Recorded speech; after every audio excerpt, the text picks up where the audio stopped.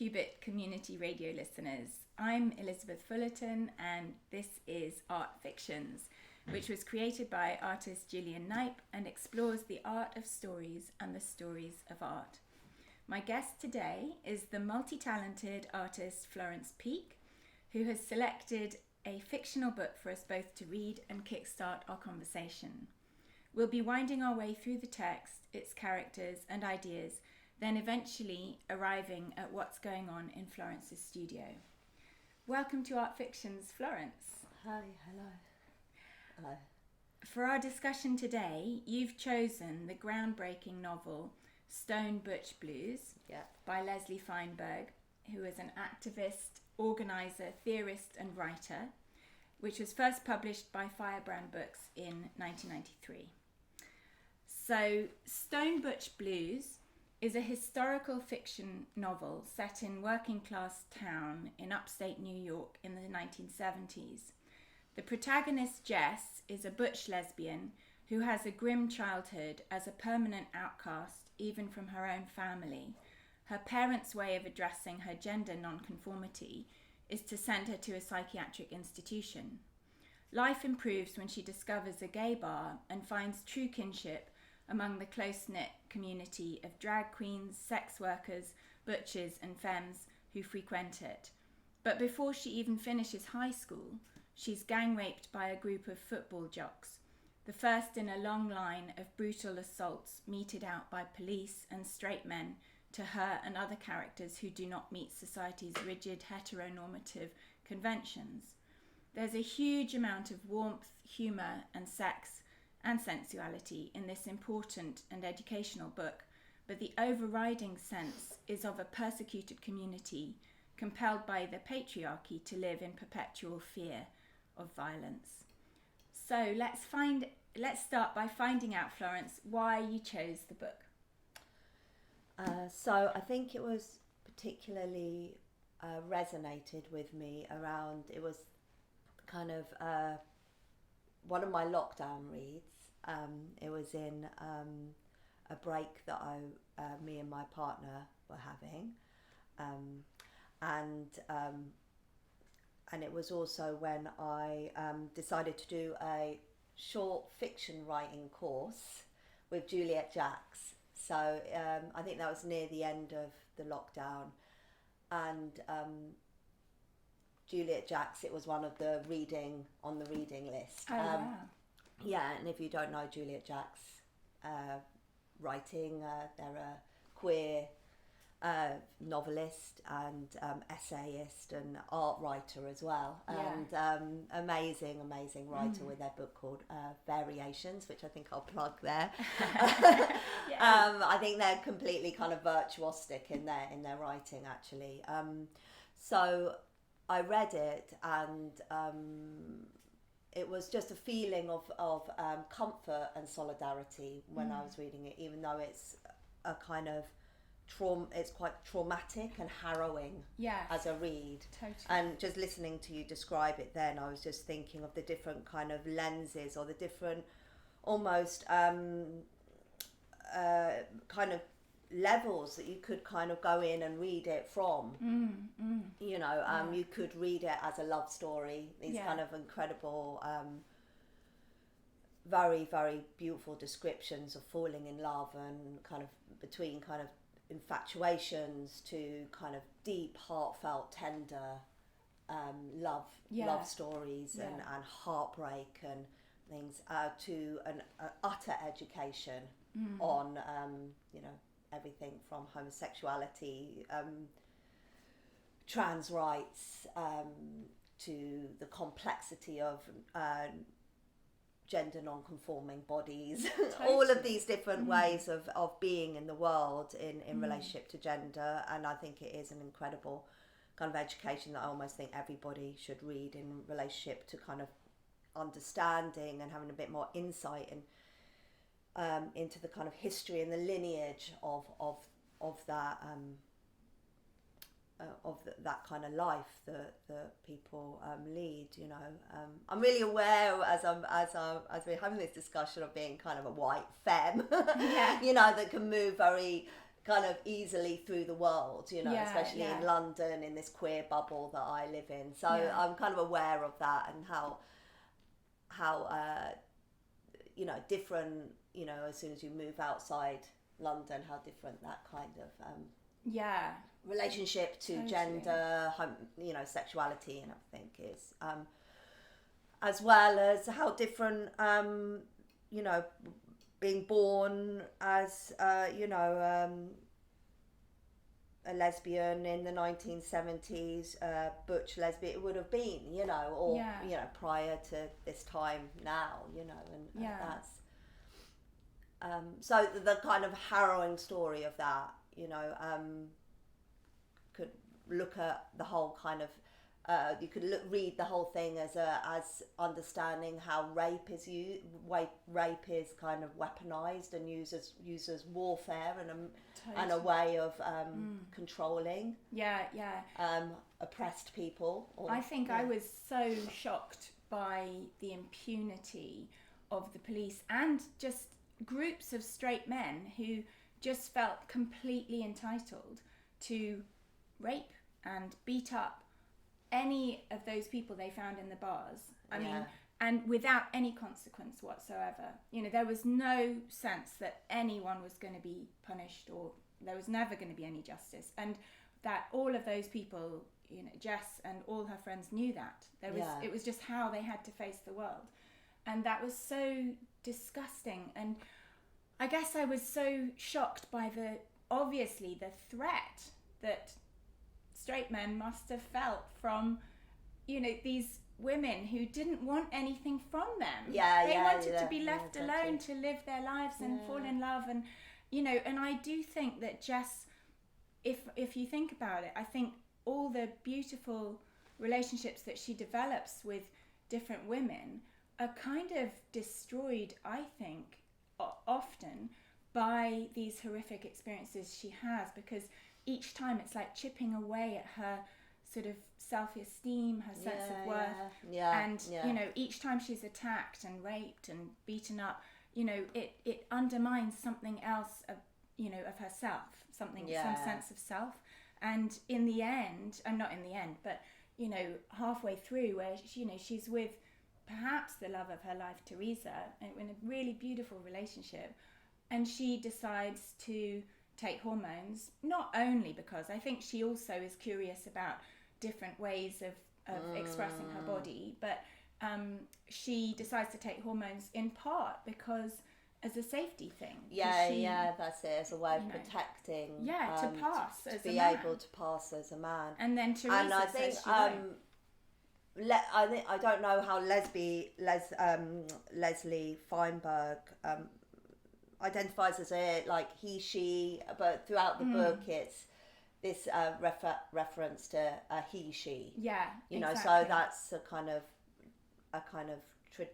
how we look back historically on the relationship to pronouns and how that's all changed as things. That's interesting, isn't it? But also, I think, you know, so Jess in the book starts off a butch lesbian where she feels really at home and she's really happy with femmes, and she's, you know, that's where she feels she's at home, and then she starts taking hormones and eventually she stops and she's able to pass as a man, and then she's kind of rejected by the lesbian community a bit, and even her partner Teresa says, I don't want to be with a man, I want to be with a butch, you know, and that's not where I see myself, and so both of them are heartbroken, but they end, and eventually Jess stops taking hormones but kind of finds her home with basically gender non-conforming community that isn't really the lesbian community anymore. It's a wider community, isn't it? So and I think that's something throughout the book, that another reading on the book is about kind of activism and community, how support or communities are built, and collective support and solidarity, really, you know, and exactly that, finding these different places of belonging, and totally. you know, this tension or this relationship between isolation and belonging, and that I just find something that I'm continuously interested in my own work. So that by the end is it fills with kind of hope. There is a sense of hope, and I watched an interview with Leslie last night, and she said, I wanted to write the book because I wanted to change the world. Yeah. So it has this kind of real feeling while you're reading it of someone who's not just invested in has a very kind of passionate investment in the book as an activism. Yeah. And that's what you feel when you hold this. This is a kind of powerful activism. I know all writing is and all art is and everything, but I think when there's a kind of particular kind of agenda with something, it was really, I want this to be accessible to working class people. I want this to be accessible to anyone that is, exploring these different issues to do with non-gender conforming bodies. And this is, so something that I want to mention about this is that it's open access, it's free. So you can download it, you can print on demand, because after being published by, was it Firebrand Books? Leslie went to court to regain all the rights that it could then become a book that was completely free and could be accessible by anybody. So it's I think it's like it's kind of active on lots of different levels. This book, and in fact, way. she's refused. People wanted to adapt it for film, and there were someone wanted to do a cartoon version, and she refused because she didn't like their take on the book. So. And she said, I looked here, she said at the start of the 2003 edition, with this novel, I planted a flag. Here I am. Does anyone want to discuss these important issues? I wrote it not as an expression of individual high art, but as a working class organizer, mimeographs a leaflet, a call to action. So she, she really saw it Leslie saw it as an important galvanizer, I think. And at the start of the 20th edition, which is the one you download on the website, there's a dedication to a trans woman of colour who had been that's the CC version. McDonald, who had been arrested because she was attacked by a neo-Nazi and jailed. For I think someone was killed in the scuffle, but she had been attacked. And So it feels, as you open this book, it's an education on all levels. It's not just a story. It's kind of got this at the beginning there about CC McDonald, and it's like, and then there's loads of resources at the back here as well. So it feels. I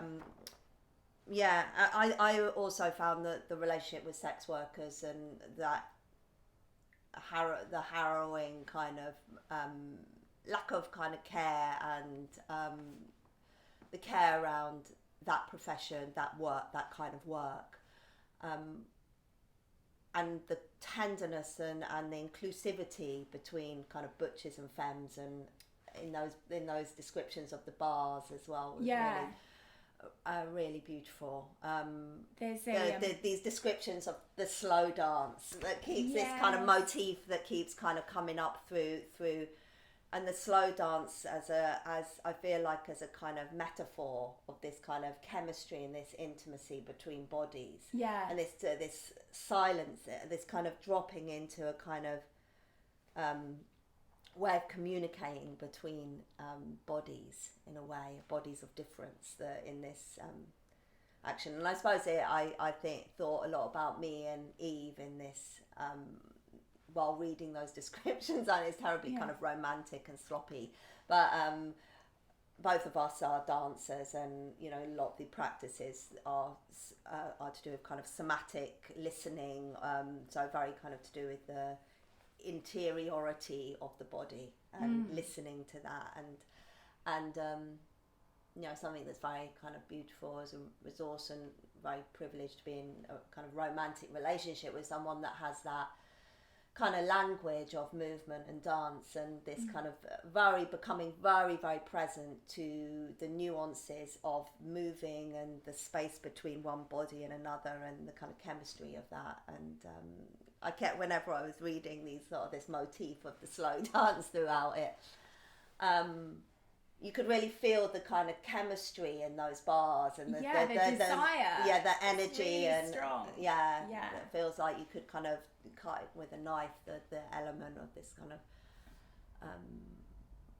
really beautiful.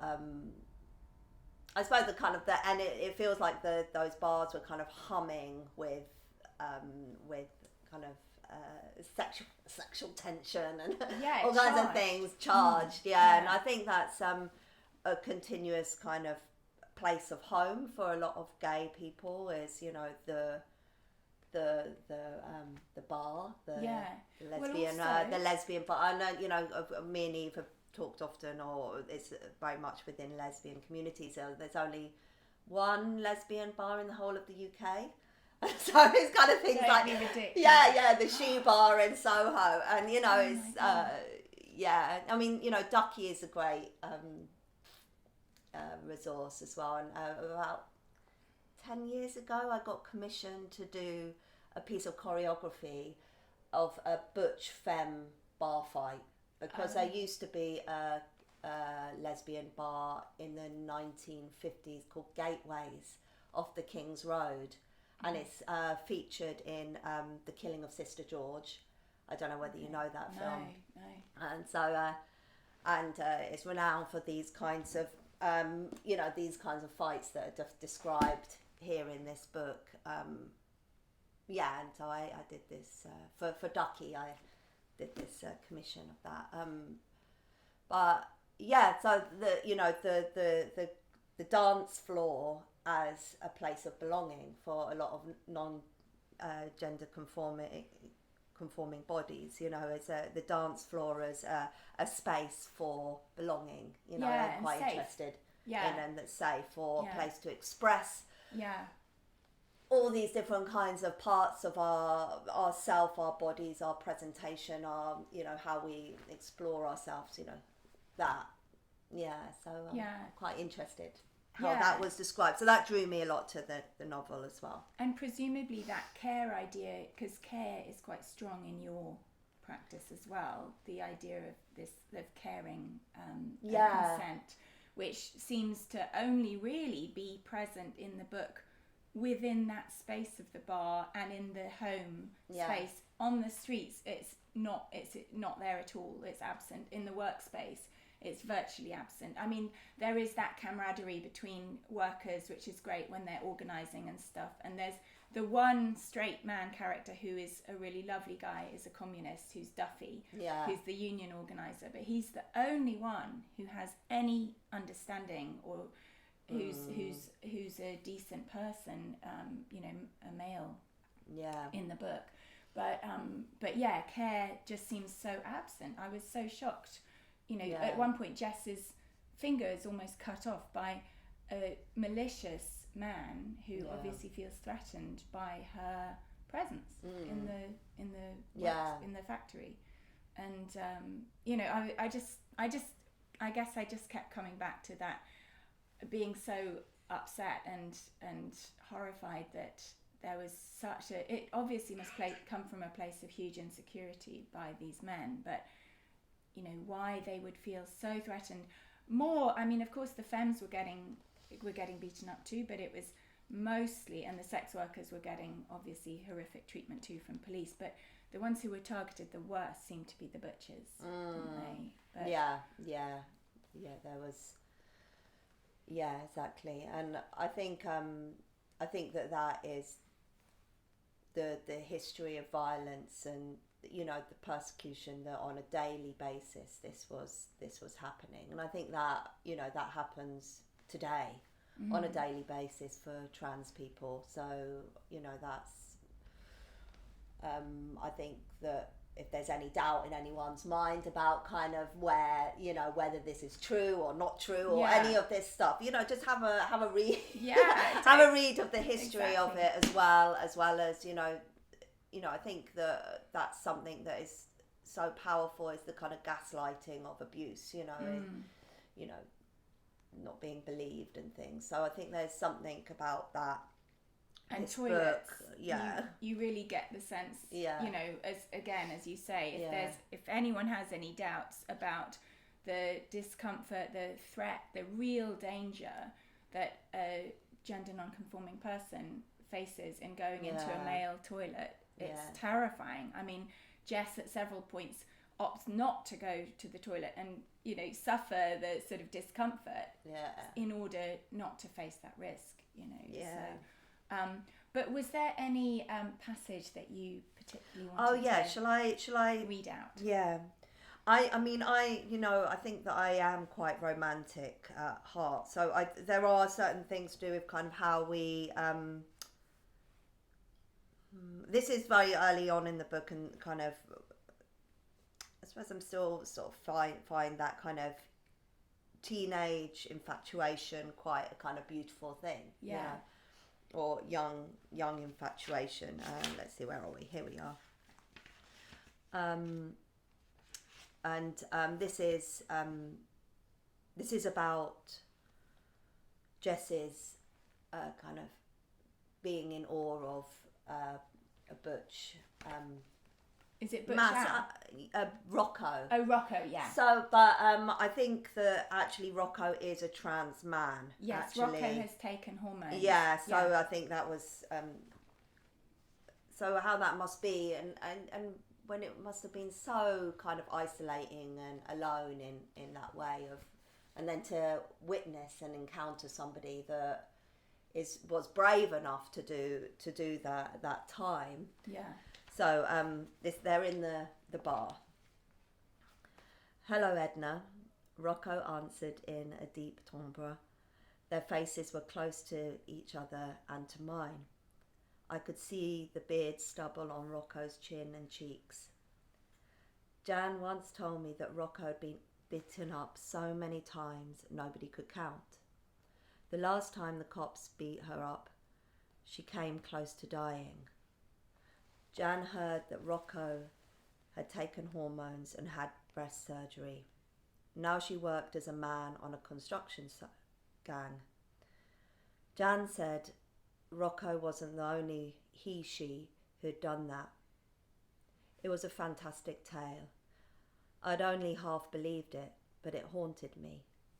No matter how painful it was to be a she, I wondered what kind of courage was required to leave the sex he had always known, or to live so alone. I wanted to know Rocco. I wanted to ask her a million questions. I wanted to see the world through her eyes, but most of all, I wanted her to be different than me. I was afraid to see myself in Rocco. I watched Edna's face. She held herself with such strength and dignity, it made the pain she tried to conceal all the more obvious. I couldn't tell if she was reaching to touch Rocco's cheek, or if I was just reading Edna's mind. I trembled at my nearness to two such powerful women. Rocco touched Edna's elbow. Edna rose and led Rocco to a table in the back room. I sat alone, shaken. I felt left out, jealous. I hungered for the attention of both women. As I stole a glance back at Edna, I longed for her to look at me that way. I wish I was so powerful that a glimpse of me could shake the leaves from her branches. And I wanted Rocco to be my friend, to reveal all the secrets of the universe we revolved in. I wanted her as a home to come to when I wasn't strong. I strained to read their body language as they talked. Rocco stood up. Edna held onto Rocco's leather lapels. Their lips touched briefly. Then Rocco turned to go. I wish Rocco could have seen the look on Edna's face after her back was turned. It might have meant a lot to her. Rocco was heading toward me to go out the door. I searched my brain to think of something to say to make her stop and talk. Maybe the pained look on my face made her pause in front of me. She asked me a question with her eyebrows. I couldn't find the words to say what I wanted. I'm not sure if I even knew.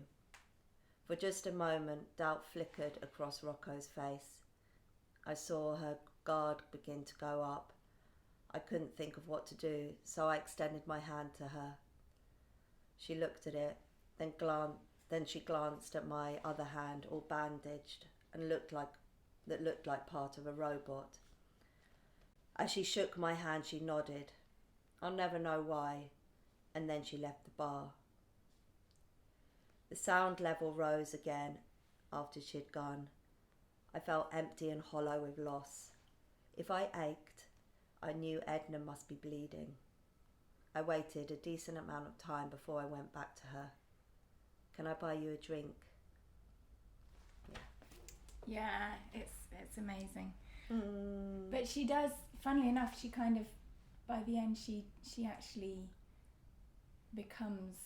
she occupies a similar space to Rocco in the end. She accesses all those things that are inside her yearning. She kind of does manage to access in the end. You know, I think that. Yeah, I suppose you were talking about what is a stone butch. Yes. Yeah, and I think that throughout the book, or there's a lot of discourse between the femmes and the butches of don't become stone or become stone, I'm becoming stone.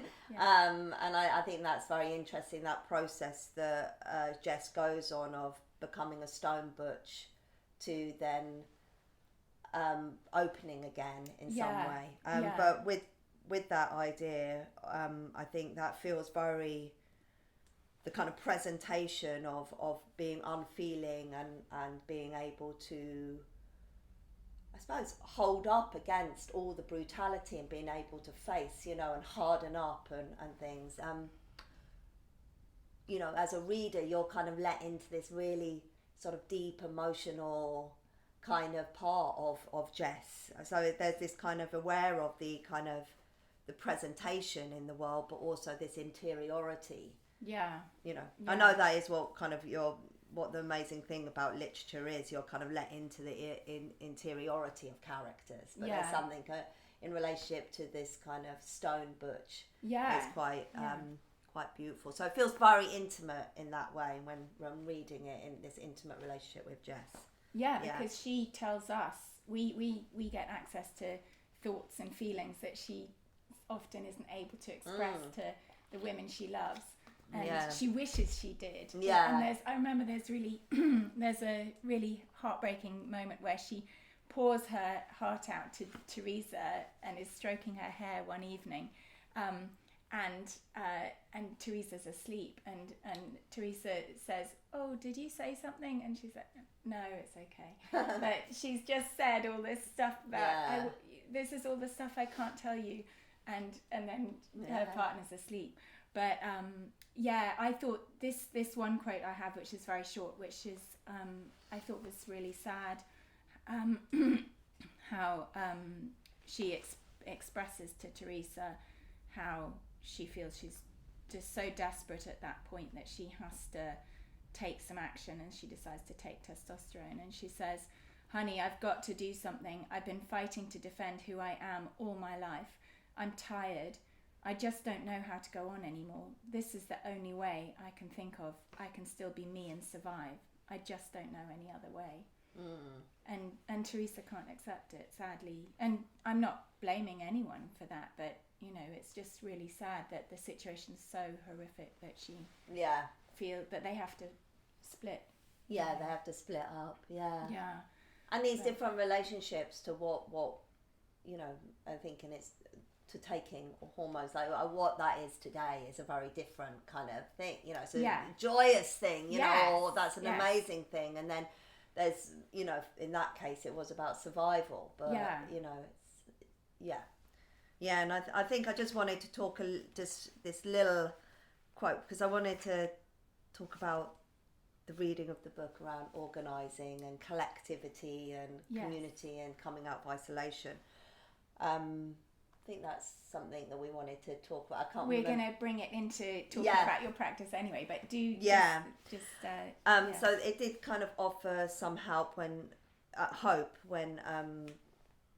Jess comes to New York and lives with a trans woman by the end, isn't it? Yeah.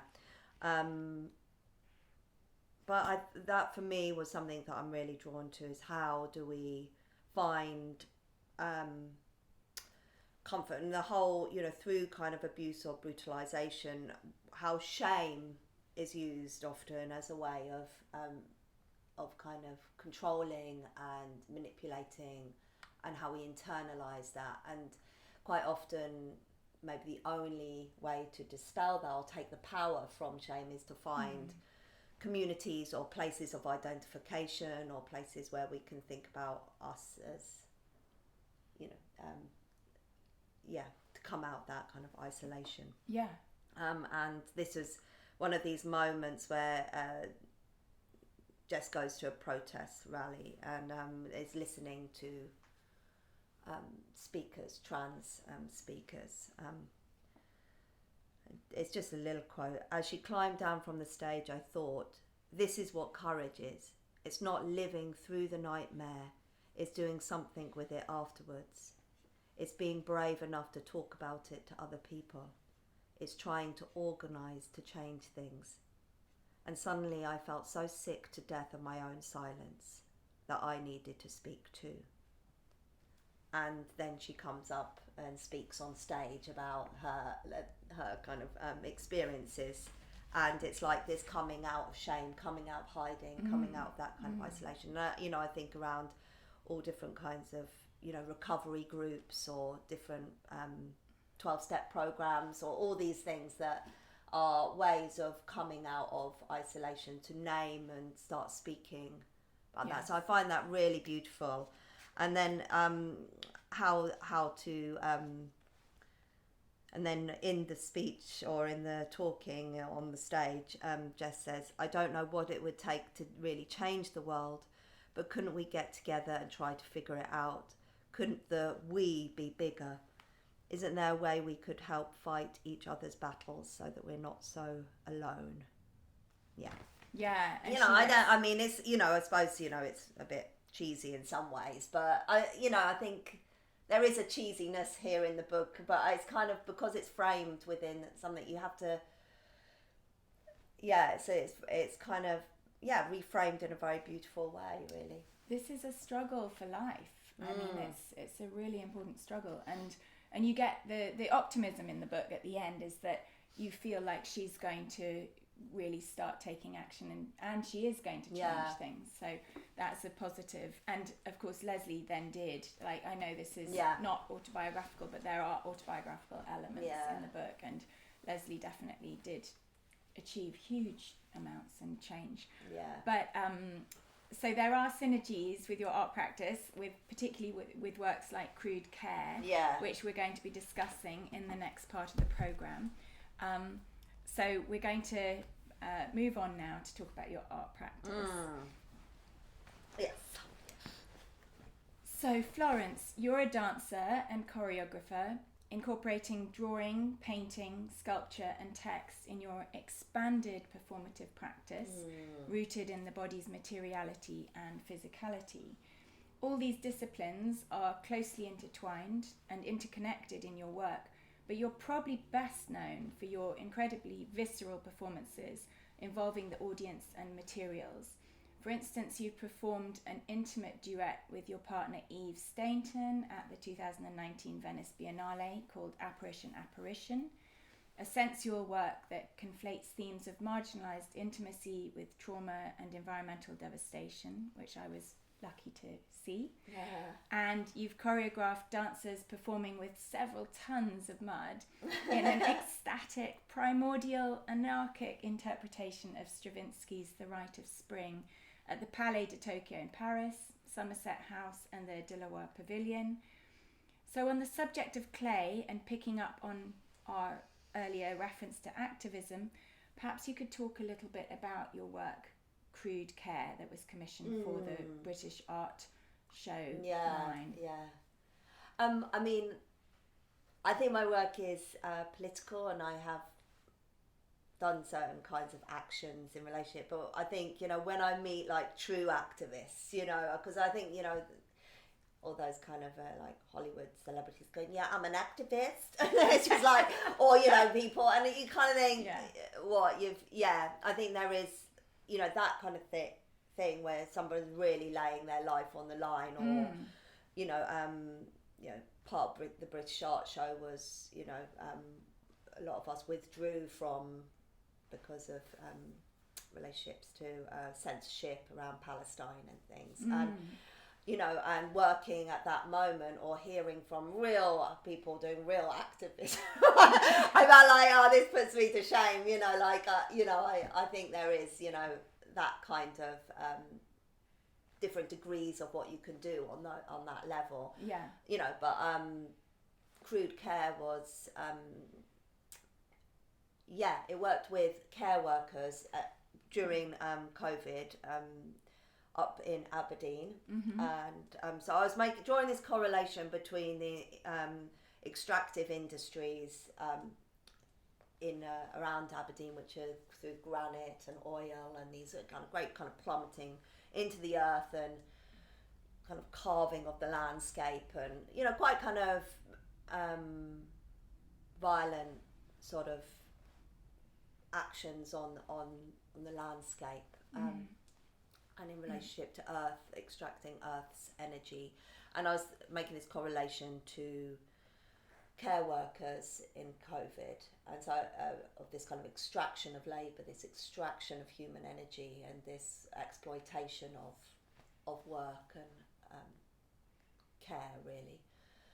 So I did these kind of burials of and I worked with about 5 care workers from different kind of caring professions, like nursing, sorry, I've gone completely wrong. Care work, nursing, youth work, people that are relatives that care for their father, or, you know, so different kinds of care work. And I buried one of them under this pit of clay, and extracted his body from the clay, and it was so what's the sculpture is this kind of erupted kind of form, and it's a kind of burial ritual, so to speak, where, and it's quite a beautiful thing. I've done it a few times, and I've since done it a few times since then. And so it does feel very much like going into this kind of deep womb-like kind of process. It's very kind of comforting, and the weight of the clay, and it's a kind of quite dark space, and it's beautiful, you know, as an experience, even though it looks very frightening, and it of course has quite a lot of very strong kind of imagery around death and things like that. So this kind of process of extracting this body, and with Anna Tetzlav, beautiful filmmaker, we made a little film of that process. But there were a few care workers, weren't there, who were buried? We did lots of processes and workshops with them, but then went into it was just me. I did a burial, and Kirsty Richardson, who's a care worker as well, but also a dancer, and then Earl Solomon. Yeah. And I saw an interview with him saying how he was worried it was going to feel claustrophobic, but he said it was really felt like a rebirth for him. It was a really profound experience. Yeah, I'm glad by it. I wanted it to be. It was a lot of prep it wasn't just like shoving someone under a load of clay. There is quite a lot of considered thinking through it before actually going into it. And it's how the clay is constructed is very kind of with a lot of air holes and things like that. So they're not going to suffocate. No, it's not. It's very well thought out, but it's still quite a kind of deep experience to kind of go into. So that was a film, a performance with text, and this ceramic sculpture. Which you presented in, I was lucky to see it in Plymouth, but you presented, and it looked very raw. It was a sort of red colour, wasn't it? Yeah, I wanted to use colour red just because of this kind of vitality of blood, or this kind of essential resources from the earth or from our body. You know, this kind of sense of things, this kind of being taken from us. You know, I think during COVID there was this sense of feeling of depletion and extraction of things that were really essential and vital, and in society and in the earth and in ourselves, really.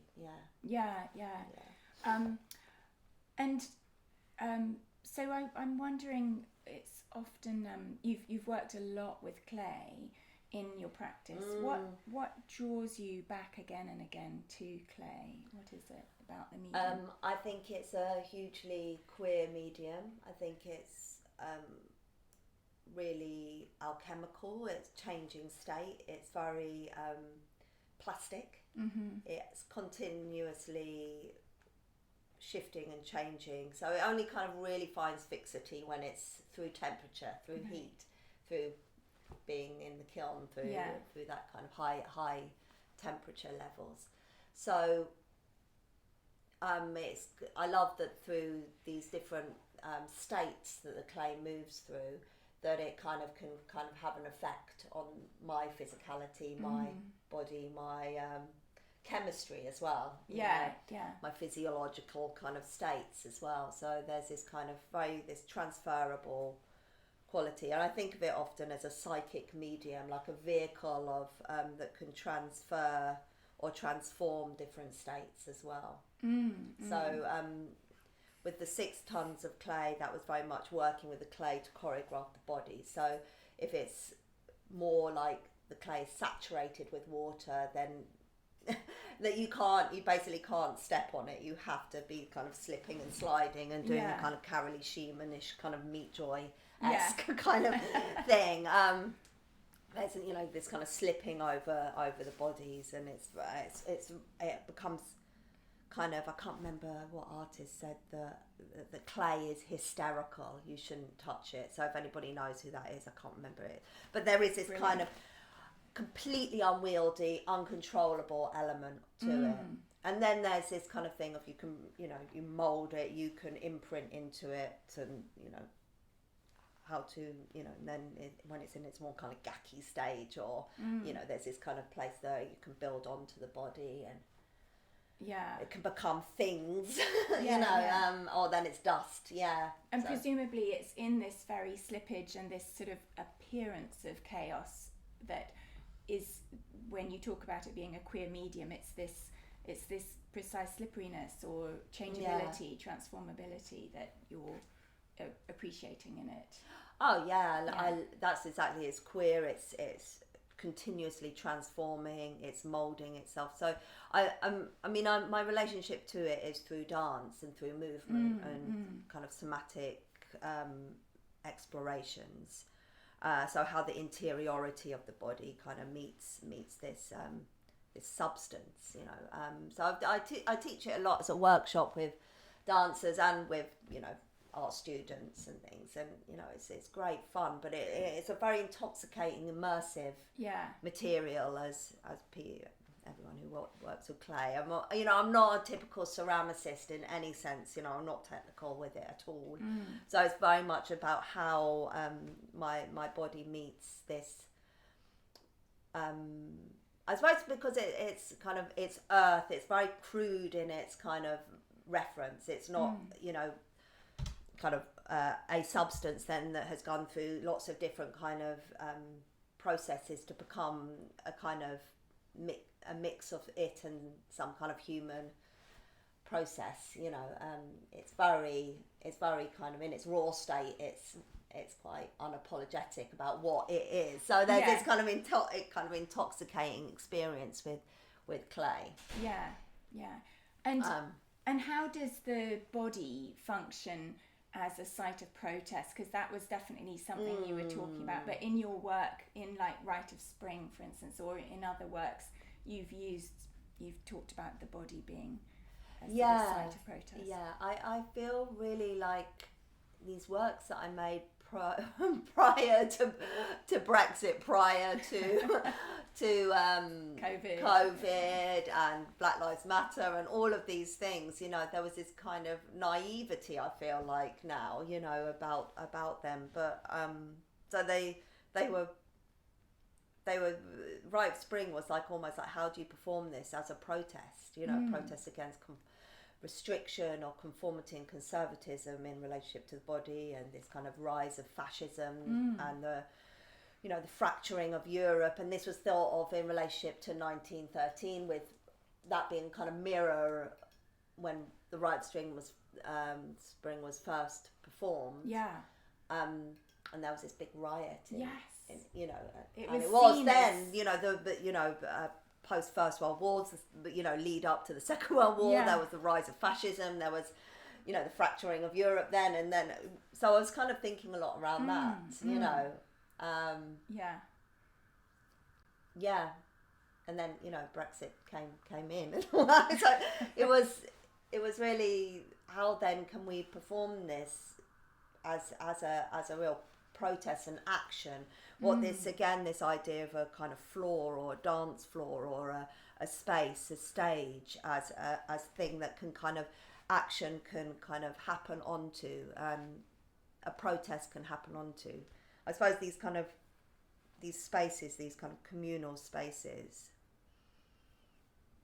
are very powerful in that way, and taking the body and working with the clay, and these huge chunks of clay that the dancers would hurl into the space, you know, and the audience would get covered in clay as well. So it felt for me like something, this isn't just something that you kind of peer into and look into, I think, which is sometimes what can happen with staging a lot, is this kind of, there's this thing happening over there, you know, which is, I think, a lot how we experience things in life. There's this drama happening over there, and we're somehow disembodied or disconnected from it.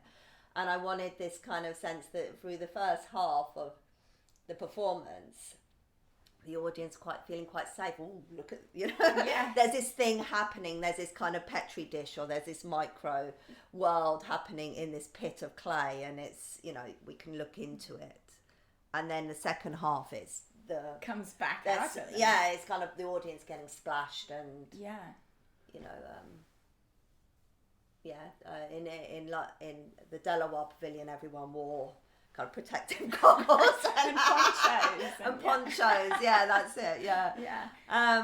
So it's not that that could feel like that's very unconsensual with the audience, but I think there was something that wanting to kind of blur that boundary. And, Well, how because it's often said about your work that you create these alliances, these temporary alliances, these micro communities. How important is the connection with the audience? Because in Apparition in Venice, you and Eve came out and invited, it was totally consensual, you invited us, you gave us permission to make marks on your bodies. We didn't have to if we didn't want to, but most people wanted to, and there was a freeing element with that. But how important is that connection with audiences in your work and mark making? And I love to kind of try and cultivate a rapport with the audience. I think it's different works kind of do different things, or different ideas require different kind of gesture or connection with audiences. It depends what you're wanting to kind of do with it, but you know, my work Voicings is very much about, it's a channeling work, whereas there's a very kind of deep kind of communicative experience with the audience, where there's almost like kind of conversations continuously happening. But with Apparition, Eve and I invited, we had a kind of these workman's belts were filled with pens, and we sort of wandered in and out of the raked seating, where the audience were inviting people to, and we had different kind of methods of invitation and different methods that people could use, that kind of gathered as I suppose people felt more and more safe, and people could always refuse to do this. So one of the methods was to hold the pen, the audience member to hold the pen very still in their hands, and then I would move my face over the pen, or then sometimes I would be like, or Eve would say, you know, oh, I'm really desiring that you do these particular kinds of pen marks in a very fast, vigorous manner along my leg, or I want you to draw a line very slowly from my middle finger all the way up my arm to my shoulder. So it was not just about kind of making marks, it was about kind of the different kind of rhythms and dynamics and gestures and qualities of connection that these marks were being made in. So the kind of slowness, or, you know, I want you to do really sort of blobby round shapes with this marker on this part of my bum, or, you know, there was these kind of big curving swooping marks around my breast, I think, that one of the audience made. You know, so it was very intimate because, you know, we were topless with just these completely forgotten, workman belts, tool belts, tool belts. We were thinking of these things, tool belts for the apocalypse, you know, these kind of things as well. So, and then we went on to the main big stage and then performed different stationary, very sort of long sculptural positions for quite long periods of time, holding these positions until we ended up slipping. So again, this idea of the slippage, of the you know, this kind of marking the lesbian body in a very kind of, to make this kind of very kind of big visible, making the periphery haunting the centre, those kind of ideas. You described it very well before, actually. Another work I'm keen to discuss too is your performance Factual Actual at the National Gallery in December 2021. It was part of the gallery's live work series Dance to the Music of Our Time, commissioned in response to its Poussin show that year. And you choreographed 5 dancers to interact with 4 monumental canvases painted by you that they lowered down from the ceiling, free of frames. And I was wondering, to what extent was your conception of the piece determined by the site? Specifically the fact that the gallery houses a huge collection of white supposed masters which line the walls in an orderly fashion in their frames, all looking neat and perfect. I said that I wanted a room, I did a bit of a diva number, but I wanted a room without paintings, and they happened to be sort of redecorating some space, so it was within kind of one of their, I think the Spanish 1500s or something, that kind of collection of their paint. There was a spare room there, with actually very close to this burgundy kind of brocade wallpaper, you know, and it was just, it was wonderful to have that space. But I really wanted to look at this idea of the kind of violence behind the kind of infrastructure of kind of classical painting, Western painting, and its relationship to kind of colonialism in that way, especially the kind of colonial monster, the National Gallery, you know, with all its wonderful stuff and glory, but, you know, there's also, you know, all the narratives mainly of from white Western culture, and so wanted to look at that, those kind of ideas around representation, and literally collapse the painting. So the paintings are only laid out in their full, and the face of the painting is figurative, that I did with the dancers. So these different methods I use in Factual Actual of drawing around bodies as they're moving, and then I start to edit and think about the kind of factual body, this transcribing movement verbatim through, but then how we think about the body as the fictional body, or the sensorial body, how we experience our bodies, and the kind of schism between that, the outside reality, you know, documentation, or the you know, the objective body, and our interior sense of ourselves, you know, and how disturbing that is, how exciting that is. And, you know, it relates a lot to Stone Butch Blues, how we experience ourselves inside and how we kind of meet the world. And I find that continuously disturbing,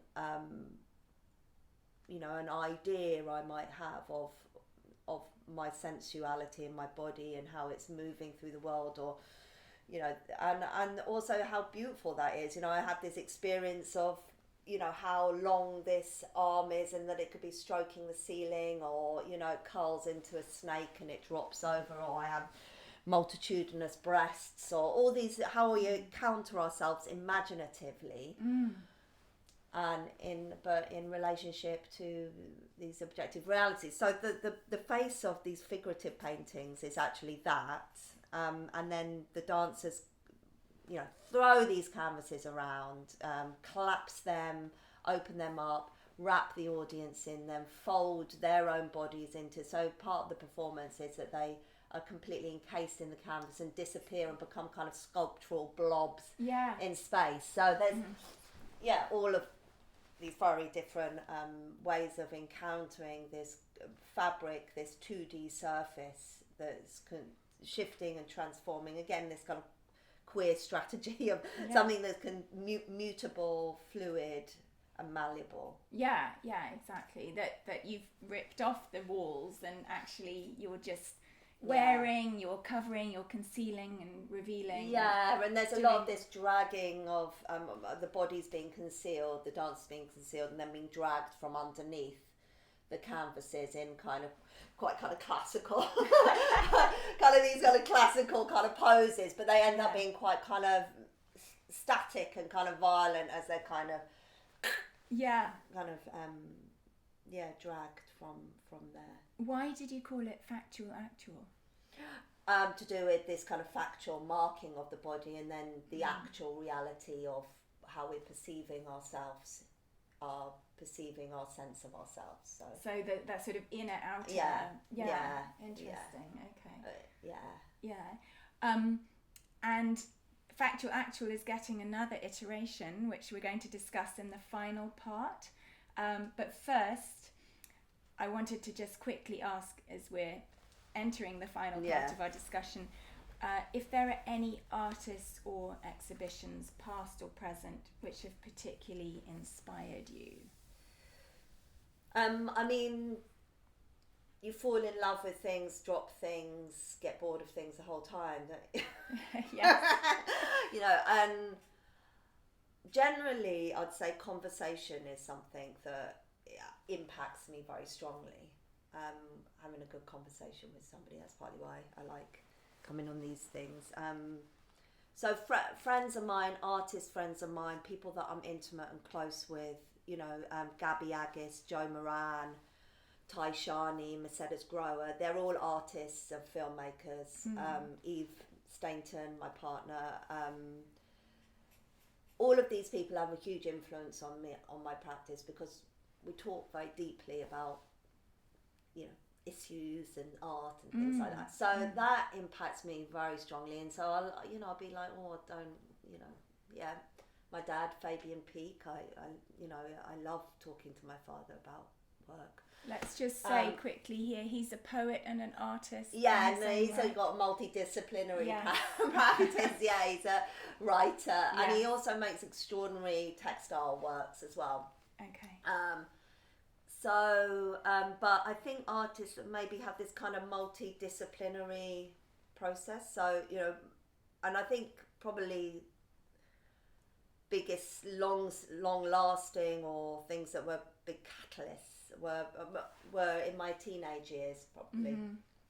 So even though I don't really want to kind of mention it now, but you know, Michael Clark, it was a massive moment, seeing I Am a Curious Orange with The Fall playing live, which is a amazing punk band. Yeah. And seeing Lee Bowery perform and all the body map costumes, and of course, you know, it's a gay, queer, you know, I don't think I knew it then when I was 14, but of course, you know, that was something that I loved. I loved camp.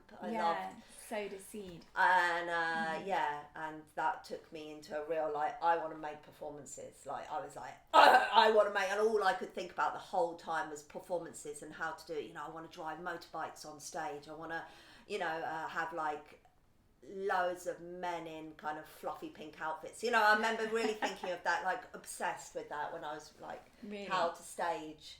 From seeing those that early I on. think, and lots of other things like Cameron Armitage and like dance work that I was exploring then, was really, but that was amazing, and then I went on to work with Gabby Agis, who had worked with Michael Clark, was danced for Gabby for 20 years or something, those, and then, Kate Bush and, working with Lindsay Kemp, all these artists that have these very kind of different theatricality, I guess, to their work, and I think I loved theatricality in painting but then that's everywhere, a lot of minimalists are so theatrical, do you know? So that kind of thing. Yeah. But I mean, we're not thinking like Donald Judd, and that have been big influences, or not huge. But I think I do remember seeing Donald Judd's work when I was younger and thinking, loving its theatricality. Actually, it is theatrical in a strange, minimal way, isn't it? But then now I think it looks like a lot of IKEA or interior decorating, doesn't it? So it's very kind of domestic. So that. Because you're always. I mean, you've been paired in. You're in a show at the moment, Body Poetics. At Giant in Bournemouth. You're often mentioned in the same breath as Carolee. You mentioned Meet Joy, Carolee Schneemann, but presumably in the sense of expanded practice, there is a similarity there of not sticking with the discipline and just moving beyond, but any one particular, the way she would be on a harness painting and performatively and stuff. But I think that whole era, and Judson Church and Yvonne Rainer, and then Rosemary Butcher came from, Rosemary Butcher was incredible choreographer that, I was lucky enough to many times do their classes, Fantastic. There's a place called Independent Dance in Elephant and Castle at Siobhan Davis Studios, which everyone should know about. Classes only like £4, £5, and you get to work with, I taught there all last week, and you get to work with all these incredible practitioners. Seraphine 1369 teaches there, Rosemary Butcher, that's where I did all the classes with her, so there's these incredible resources about. Legendary. So that whole Judson Church thing was amazing. Influence. I suppose that's kind of part of the lineage that, in terms of dance, that I come from, I suppose. And I love Carolee Schneemann's work. I think, some of the work that I, this big 50-metre canvas that I've just done. Yes, I want to talk about that. Yeah. Well, that was work, so that kind of part of why I'm thinking about the Stone Butch Blues, as well as these kind of methods of, collectivity and community, and thinking about kind of, was working with these, groups at Southwark Park Gallery, where my show will be on. We did this with this group of these different groups of people. We be making this 50-metre painting that will wrap around the inside of the lake gallery at Southwark Park. Yes. And I think that the process has been quite intense, because it's a similar process as marking around the body through particular dance techniques, dance practices and thoughts, processes that are very kind of to do with the interiority of exploration with the body. And these community groups are very much, the movement and the dancing was to do with a kind of disorientation of the body, disorientating our experience of, I look at Elizabeth and I know that, you have this and there's, how we kind of explore kind of marking and Yeah. measuring our relationship to people. So a lot of the processes are with the eyes closed, and how to completely disorientate our kind of experience and our preconceived ideas of what a body is. So the mark making is from those processes, and so it's kind of getting it back to my studio where I worked on kind of 5 meters to 7 meters at a time. Was extraordinary, all these kind of wild orgy like gestures and actions, and Jordan Mackenzie, another wonderful painter, that he kind of came like, wow, it looks like 1970s performance art, your generic stuff, doesn't it?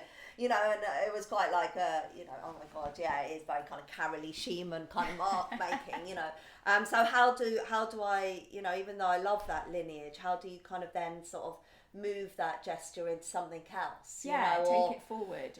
Or abstract it, or start to allow it to speak a bit more broadly. And so I was kind of interested in more like how the these kind of new narratives or new fictions could kind of emerge. So a lot of that process when I get back to the studio is about kind of editing, adding to, enhancing, reframing, how bringing out how certain bodies are kind of relating to others, seeing other shapes like animals and other kinds of fictions and intensities between the different forms. So that movement mark making process is just the one layer, and then it starts to kind of become more and more layers of ideas and concepts as well as paint. I want to just interrupt here to just explain that this is for your, I know you mentioned you have a big show coming up at Southwark Park Galleries in April. Right? Yeah, April the 15th. Exactly. And it's going to be travelling, and it's called Factual Actual Ensemble. So it's another iteration of the National Gallery, but you're developing it around this 50-metre canvas, which you've created with different communities in workshops, was it? I worked with a seniors group of about, I think it was about 10 to 15 people, maybe it was more. Then family groups, and there was probably only 4 people came to that workshop. And then young adults. Oh right, yeah. And that was about, I think, 10. Something around that number, So they've all contributed their marks. Yeah. What instructions? And they're all credited. And if anyone ever wants to buy the work, we'll be splitting percentages. What instructions did you give them? How did those workshops happen? How did they go about? So through movement processes, guided movement tasks, mainly with eyes closed. Perceptual guided images, ways of perceiving ourselves, a lot of touch-based work. So there's a whole hour of movement processes and ways of kind of seeing our bodies, not seeing, that are purposefully kind of guided to disorientate our perceptions of our physicality and the encounter with another body. So it's a kind of movement processes that deliberately shift our way of perceiving what up and down is, what kind of, that's not a knee, texture. So it's really about highlighting or privileging or bringing a strong awareness to our sensate, our sensorial communication and language between each other. So it's we take away the visual quite a lot. So there's a kind of a deep encounter with something, with the kind of interiority of the feeling sense and feeling states even. So that's for about kind of hour and a half before we went into the big main Dilston Grove church where the canvases were laid flat on the floor, and then we went into a kind of extension of that movement task in pairs, marking around our bodies while still continuing to kind of work with this very sensorial experience of, you know, really connecting with where my weight is, where my what the texture, temperature of this encounter with this physical experience here. Then with these kind of, then to open your eyes after that, you know, kind of going into this very kind of other altered state, really, to then kind of be kind of armed with, you know, a couple of oil bars with a very rich kind of colour, and to start that it becomes very intense experience, the witnessing of colour, marking, moving, still with this kind of very intimate sense of oneself and another person. So that's on one canvas or several canvases? No, it's one. Well, it's actually in two parts, 25 meters and 25 meters, just for sheer practicality. But they'll be joined together. So was laid out along the length of that church space. So I don't know whether you know. It's huge. And then these kind of mark making happened. And so how will that be presented in your show? There'll be performances? Yeah, in Dilston Grove will be performances, kind of development of the National Gallery piece. Right. And then in Lake Gallery will be the 50-metre painting, kind of encasing, enveloping the whole space. Fantastic. And that's travelling on to Fruit Market in Edinburgh and also Towner in Eastbourne. Yeah. So this is a huge deal, Florence. You're on a roll. Oh yeah, I'm very lucky. Yeah, I'm really lucky to have this. The opportunity to kind of to involve lots of people and. Yeah, and you also have a show coming up, a solo show at Richard Saltoun. Yeah, called Enactment, and it's kind of documentation from the National Gallery. It's kind of drawing it enacts scenes from those performances, and it kind of is a whole critique on the nature of painting, and kind of subverting ideas around painting and a kind of excessive kind of examination of painting. A lot of the canvases are kind of folded again and kind of interactive actually. Wow. And then we can also see your work at the moment in Earth Spells. You're in a group show, another group show, Witches of the Anthropocene, alongside other artists like Grace Njiritu and Emma Hart at the gallery known as RAM in Exeter. Yeah. So you're really on a roll. You're doing amazing things right now. It's fantastic. It's nice, as we know, it ebbs and flows, you've got to ride the different kind of waves of what the art world is like. A question I missed out that I was needing to ask before, but my last question would be, what's on your bookshelf? Fiction, non-fiction, what else are you reading? I've got Variations, Juliet Jacques, in the Dream House by Carmen, can't remember. Maria Machado, I've just read it myself, it's amazing. Octavia Butler, and then I've got the History of the World one. There's quite a lot of theory that I'm enjoying at the moment.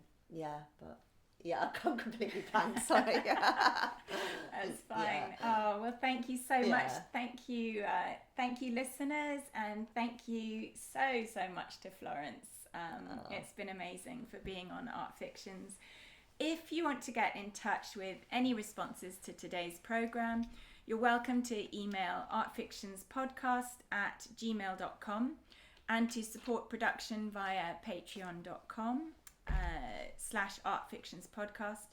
This episode will be available in an abridged format in a week's time on Spotify, Apple, Stitcher, and across all other major podcast platforms, along with the back catalogue of previous episodes. Once again, thank you so much for listening, and thank you to Andy Armishaw's brilliant Cubitt Community Radio for making this recording possible. Thank you. Have a great week, everyone. And now, just